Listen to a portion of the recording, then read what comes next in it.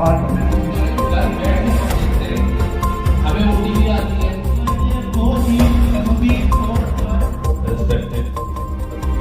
और आप सभी लोगों का शुक्रगुजार हूँ कि आपने अपना टाइम निकाला यहाँ आए। जहाँ तक सवाल है न्यू क्रिमिनल लॉज का, ये जैसे हम जानते हैं कि 2024 1 जुलाई ये पूरी कंट्री में लागू हुआ है और उसके साथ साथ हमारे जम्मू एंड कश्मीर में भी। इस पर हम सोचेंगे कि क्यों ये न्यू क्रिमिनल लॉज क्यों है। ये एक जरूरी एस्पेक्ट है इस पूरे लॉ, जितने भी ये जो तीनों में आते हैं, BNS, BNS, SSM, BS, इसमें जो आते हैं, तो क्यों हमने ये किया।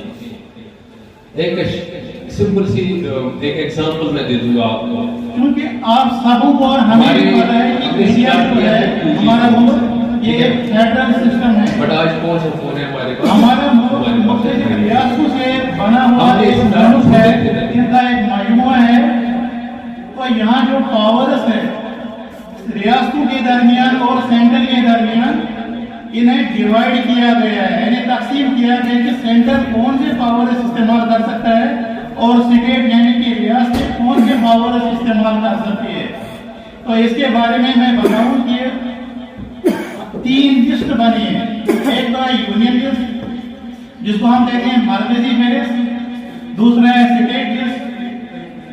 यूनियन लिस्ट पे पार्लियामेंट काम करती है, जो कवानीन बनती है तो पार्लियामेंट बनाती है। स्टेट लिस्ट या रियासती लिस्ट जो है, इस पे रियासती कानून साजिया काम करती है। और इसके बाद और एक लिस्ट है जिसको हम कहते हैं कॉन्करेंट लिस्ट। ये एक मुश्तरका फेरिस्त है जिसपे दोनों, एक पार्लियामेंट या रियासती कानून साजिया वो कानून बनाती है, लेकिन जिस टाइम कोई कॉन्ट्राडिक्शन हो इसमें, यानी कि कोई मुतनाज़ा कानून बने जो सेंटर से बना हो और रियासत से भी उसमें कोई अमेंडमेंट या रियासत उसको कबूल करे या ना करे, तो उसके उस टाइम उस मुतनाज़ा वक्त पे मरकजी फेरिस्त को ही बरतरी हासिल है। आप सबों को पता है कि हमारे कुछ बुनियादी हुकूक हैं जिनको हम फंडामेंटल राइट्स कहते हैं। उनको नाफिज अमल बनाने के लिए हमारे पास 5 किस्म की तहरीरी हुक्मनामे जिनको हम रिट्स कहते हैं वो है हमारे पास। एक है हमारे पास हेबियस कॉर्पस क्यो वारंटो, यानी कि अगर कोई भी पर्सन एग्रीवेड या जिसको हम पेटिशनर कहते हैं, उसके लिए है मैंडेमस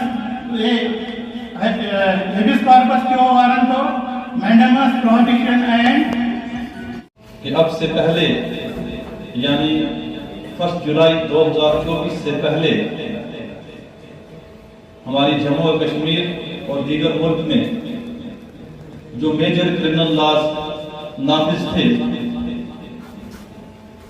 उनका नाम था इंडियन पिनल कोड,